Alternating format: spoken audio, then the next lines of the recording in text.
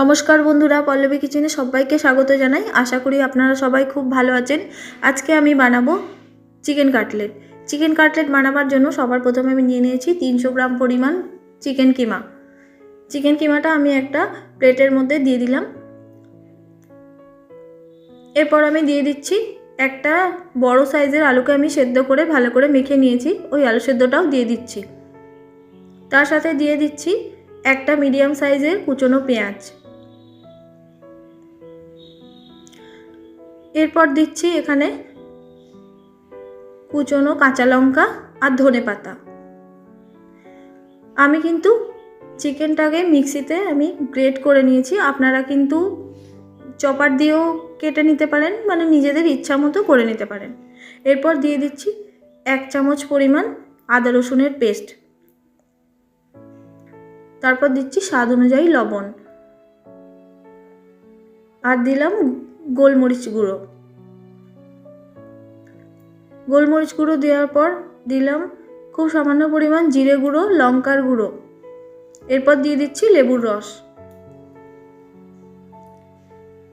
লেবুর রসটা দিয়ে আমি খুব ভালো করে সবগুলোকে একসাথে মেখে নেব।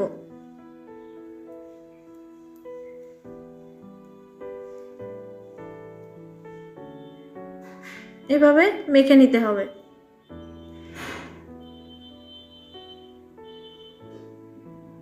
সব কিছুকে খুব ভালো করে একসাথে মেখে নিয়ে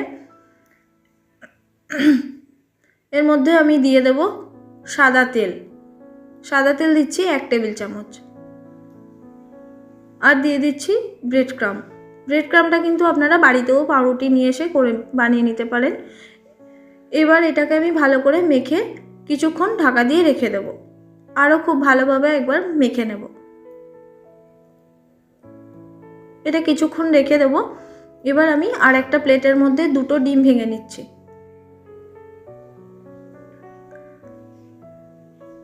সামান্য পরিমাণ লবণ দিয়ে ডিমটাকে খুব ভালো করে ফেটিয়ে নেব।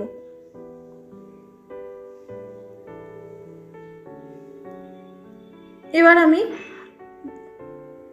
এক এক করে কাটলেটের মতো সবগুলো গড়ে নেব। এভাবে দুটো হাত দিয়ে কিন্তু করে নিতে হবে, আপনারা নিজেদের মতো করে শেপ দিতে পারেন। আমি এভাবে করে নিচ্ছি। এবার ডিমের গোলার মধ্যে দিয়ে একবার ডুবিয়ে নিয়ে ব্রেড ক্রাম্বের মধ্যে দিয়ে কোট করে নেব। আমি কিন্তু সিঙ্গেল কোটই করছি, আপনারা চাইলে কিন্তু ডবল কোট করতে পারেন। এইভাবে প্রত্যেকটা করে নিয়েছি। দেখুন এবার আমি কিছুক্ষণ আধ ঘন্টা মতো ফ্রিজে রেখে দেব। তারপর এগুলোকে আমি ফ্রাই করব। 30 মিনিট পর আমি একটা ফ্রাই প্যান নিয়েছি। ফ্রাই প্যানের মধ্যে কিছুটা পরিমাণ সাদা তেল দিয়ে দিয়েছি। গ্যাসের ফ্লেমটা কিন্তু মিডিয়ামে রেখে আমি এইভাবে এক এক করে ভেজে নেব। দেখুন আমার চিকেন কাটলেট রেডি।